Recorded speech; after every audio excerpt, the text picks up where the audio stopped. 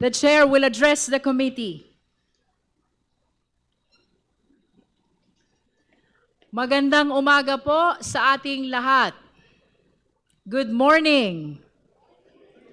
Good morning. Itutuloy natin ngayon ang pagdinig na ito. But before we move forward, it is important, once again, that we look back. Dahil ang bawat hakbang natin ngayon ay nakatayo sa mga ebidensyang nailatag na sa mga nakaraang pagdinig. Noong April 22, matatandaan na marami tayong mga resource persons. Ang Ombudsman, ang Anti-Money Laundering Council or AMLC, ang Securities and Exchange Commission or SEC, at ang Bureau of Internal Revenue o BIR. Sa pagdinig na yon, we entered what we describe as the territory of forensic truth, kung saan hindi opinyon ang nangingibabaw, hindi haka-haka, kundi opisyal na record. Mga record na punong-puno ng numero. At ang mga numerong iyon ay nagsalita. Tatlong bagay ang malinaw na lumitaw. Una, ang mga salin na walang cash o cash deposits. We began with the Office of the Ombudsman, which confirmed the Vice President's submission of salins.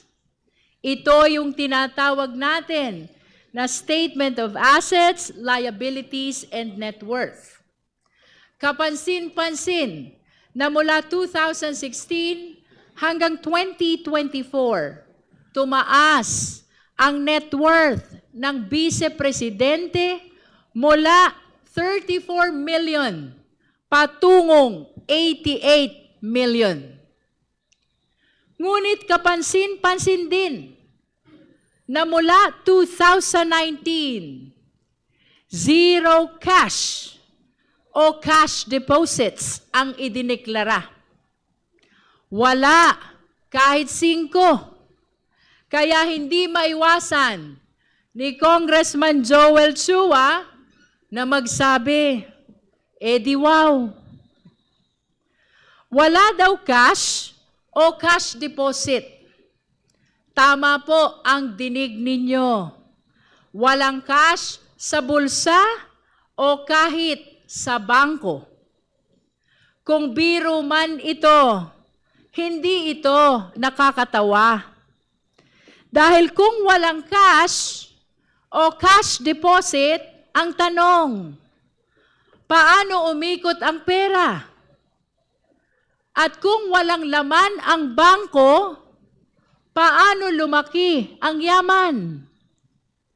At paano nakapag-deposit si Congressman Percy Sendanya sa isang bank account na nakapangalan sa Vice Presidente? At ibig ba nitong sabihin ay ang Vice Presidente ang kaisa-isang opisyal sa buong Pilipinas na walang land bank account? At iyan ang mga tanong na iniwan ng SALN. Pangalawa, ang AMLC at ang bilyon-bilyong galaw ng pera. Sumunod na nagpahayag ang AMLAC, isang ahensyang walang kinikilingan, isang ahensyang sumusunod sa datos. At sa pagtatanong ni Congressman Terry Ridon, nakita natin na ang datos ay malinaw. Kinumpirma ng AMLAC ang mahigit 630 covered transactions at 33 suspicious transactions na nagkakahalaga ng kabuuang 6.7 billion pesos. Siguro, magandang isipin kung gaano kalaki ang halagang ito. Mahigit 6 na bilyong piso.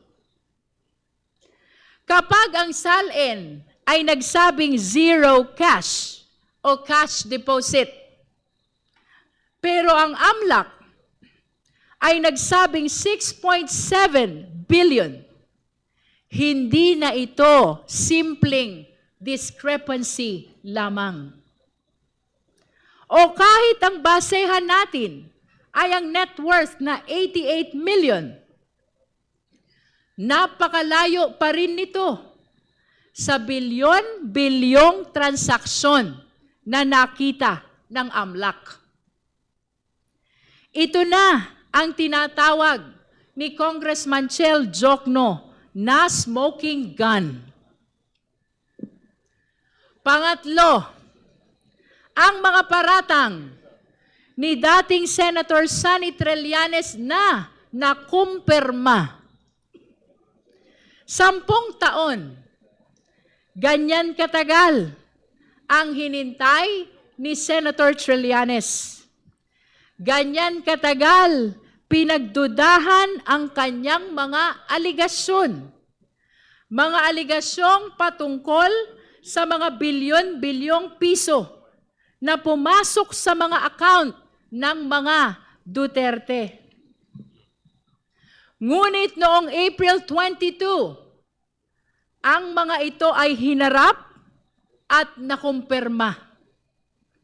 Pumili ng mga transaksyon at lahat ng ito ay kinumpirma. 18 out of 18. 18 sa 18. Pero, nang binilang muli, mali pala. Dahil ang totoo, 19 out of 19 ang confirmed transactions. Hindi ito tsamba. Hindi ito coincidence. Ito ay kumpirmasyon. Dati, parang chismis lang. Ngayon, may official record na. At nang mag-match ang mga paratang ni Senator Trillanes at ang official record, lalo pang luminaw ang katotohanan. Sa madaling salita, SALN, AMLC report, at ang paliwanag ni Senator Trillanes, iisang direksyon ang tinuturo. At gaya ng sinabi ni Deputy Speaker J.J. Suarez, hindi talaga tumutugma ang kwento sa kwenta. At sa puntong yun, mabigat ang binitiwang tanong ni Congressman Benny Abante. Sinasabi nyo, simpleng buhay, pero paano naging simple kung milyon-milyon ang payout? Dito sa milyon-milyong payout, may mga pangalan na nabanggit. Mga pangalang hindi basta-basta makakalimutan. Names like Michael Yang and Sammy Uy. These are not ordinary names. Lalo na dahil napakalaking pera ang pinag-uusapan. At base sa pahayag ni Senator Trillanes, merong pahiwatig na isang pattern. isang sistema. At dahil dito, dapat magkaroon pa ng mas malalim pa na investigasyon. Kailangang tukuyin ang buong lawak ng network na ito. Kung sino ang sangkot. Paano gumalaw ang pera? Saan ito nagmula? Hindi ito pwedeng baliwalain. This warrants a separate, focused, and full-scale investigation. In this light, we humbly invite the attention of the AMLC, the NBI, the DOJ, and the Ombudsman.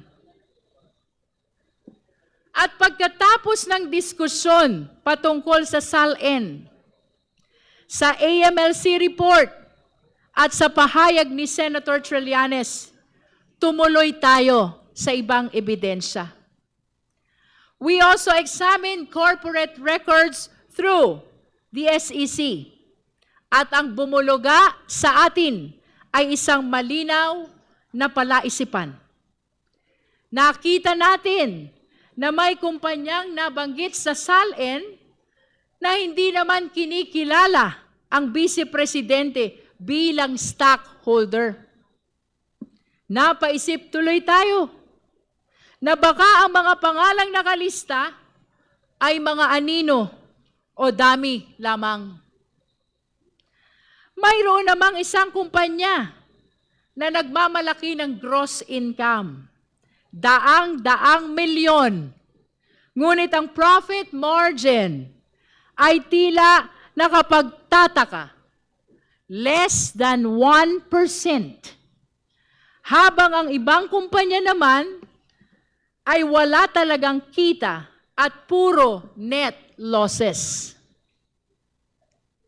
Sa gitna ng pagtatanong ni Congressman Lordan Suwan, nakita natin na mayroon ding isang kumpanya kung saan aktibo ang Vice Presidente bilang stockholder at board member. Kaya bumabalik ang tanong, maaari ba na maging aktibo sa negosyo ang isang nakaupong Vice Presidente?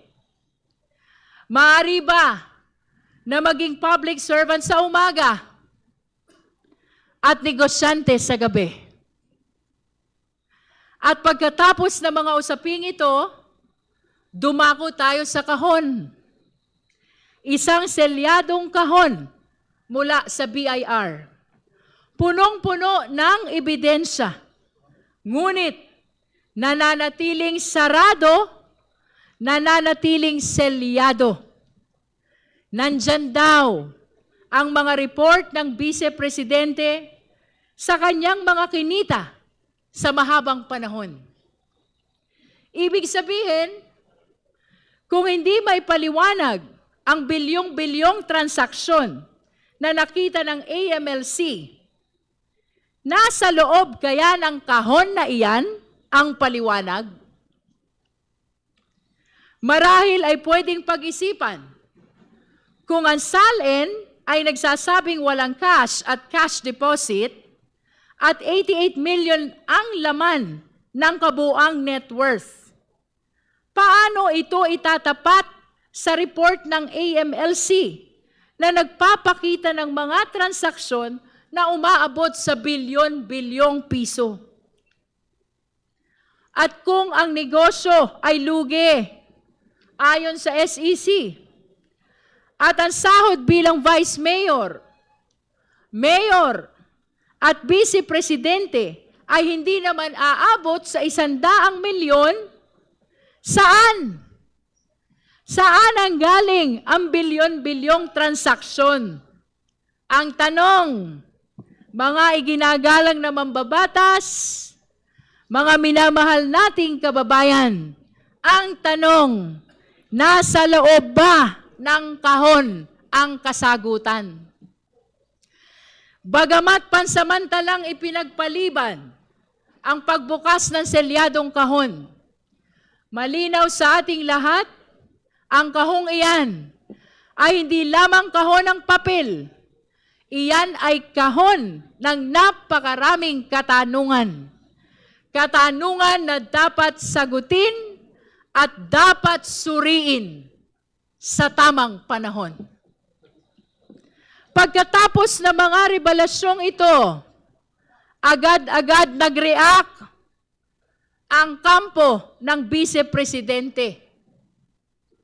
Muli, 3 punto ang malinaw sa reaksyon nila. Una, sabi ng mga abogado, handa raw sumagot ang Vice-Presidente. Handa raw siyang humarap, pero sa Senado. Hindi dito, kundi sa Senado. Ang upuan ng Vice-Presidente ay nananatiling bakante. Napaisip tuloy tayo, kung doon siya sasagot, hindi ba't kinikilala na rin niya na meron ng sapat na ebidensya dito at patungo na talaga sa Senado ang kasong ito? Pangalawa, tungkol sa mga naibunyag ng AMLAC, lalo na yung 6.7 billion, hindi raw nila sinasabing tama o mali ang mga numerong ito. Ngunit ang payo nila, be cautious. Mag-ingat daw tayo. Mag-ingat.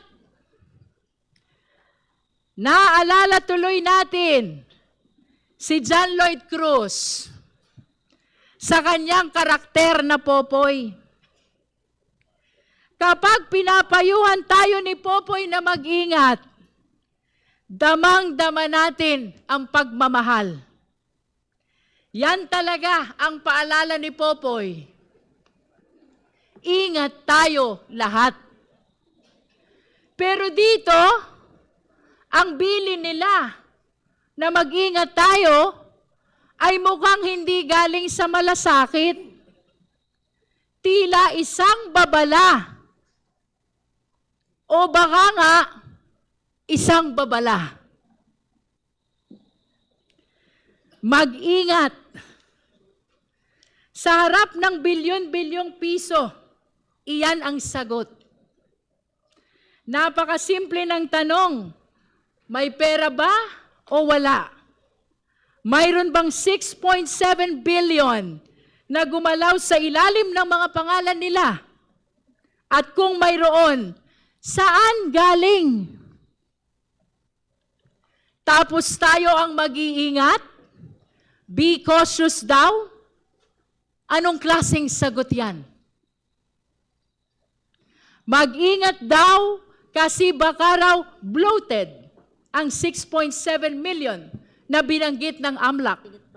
At baka paikot-ikot lamang ang pera, kaya lumaki ng ganito. Theoretically, posible. Pero isipin natin, mga kasama sa komite, sinong matinong tao ang gagawa niyan? Anong klaseng tao ang paglalaroan ang pera ng ganoon? Paikot-ikot? Palipat-lipat? Inflow? Outflow? Sa loob ng napakaraming taon. Para ano? Para umabot sa bilyon-bilyon. O baka naman, ito na nga ang binabanggit ni Congressman Sia Adjong na nilalabhan na ang pera. Ayon sa kanya, ang paulit-ulit na labas-pasok ng pondo ay senyales ng money laundering. At kung ganoon, lalo itong dapat ipaliwanag. Kaya malinaw ang panawagan. Huwag manghula. huwag mag-assume. Ang Vice Presidente mismo ang dapat magpaliwanag. Kung walang tinatago, buksan ang records. Ipakita ang accounts. Pero bakit hindi ginagawa? Bakit patuloy ang pag-iwas? At ang pangatlo, sa reaksyon ng defense team. Ito na nga, may bagong reklamo na naman daw na inihain sa Office of the City Prosecutor. Bagamat wala pa tayong natatanggap na opisyal na kopya ng nasabing reklamo, let me say this, handa tayong harapin ito. Pero pansinin natin, kung totoo ang mga ulat, ang tinutumbok ng reklamo ay ang sabina natin at ang proseso ng paglabas ng AMLAC report, hindi ang nilalaman ng AMLAC report. Klaro, hindi itinatanggi ang mga bilyones na nabanggit sa AMLAC report. At tila inaamin na may bilyon-bilyon talagang tinatago. At ang tanging reklamo lamang, bakit ninyo kami binulabog? Magreklamo na sila hanggat gusto nila. Ngunit hindi nito mababago ang isang simpleng katotohanan. Ang konstitusyon ang pinakamataas na batas. At ayon sa konstitusyon, lahat ng opisyal ay dapat may pananagutan sa taong bayan sa lahat ng oras. Anumang limitasyon na nilikha ng ordinaryong batas, kasama ng Bank Secrecy Law, ay hindi maaaring manaig laban sa mandato ng konstitusyon para sa public accountability. At tayo sa komiting ito, ang boses ng utos na iyan. Kaya nga, pwede tayo mag-issue ng nararapat na sabina at lalo na sa kaso ng impeachment, pwede nating hingiin ang report ng Anti-Money Laundering Council. Mga kagalang-galang na mambabatas, mga minamahal na kababayan, dagdagan pa natin ito and listen to this. Hindi nilikha ang Bank Secrecy Law para maging taguan ng hindi maipaliwanag na yaman. Ang layunin ng Bank Secrecy Law ay protektahan ang lehitimong deposito. Hindi pagtakpan ang kahinahinalang galaw ng bilyon-bilyong piso. Ang papel ng AMLAC ay siyasatin ang mga kahinahinalang transaksyon at iulat ang mga ito sa kinauukulan dahil ang pagpapalabas ng katotohanan ay hindi paglabag, kundi pagsunod lamang sa mas mataas na prinsipyo ng pananagutan. If there is nothing to hide, there is no reason to hide. There is no reason to obstruct. The only people who fear the disclosure of these transactions are those with dirty secrets. Transparency is the only response of those with integrity. Everything else is just an excuse. At tandaan natin, dati pa nilang sinubukan na harangin sa kagalang-galang na Korte Suprema ang kapangyarihan ng komite na mag-issue ng subpoena. Pero hanggang ngayon, walang temporary restraining order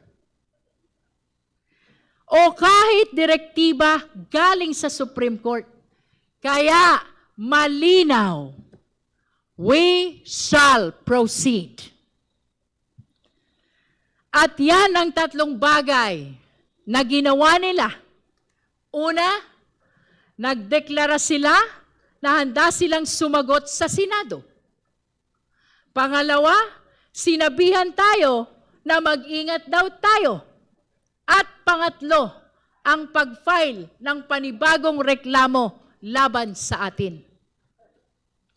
At ngayon, narito na tayo sa puntong ito.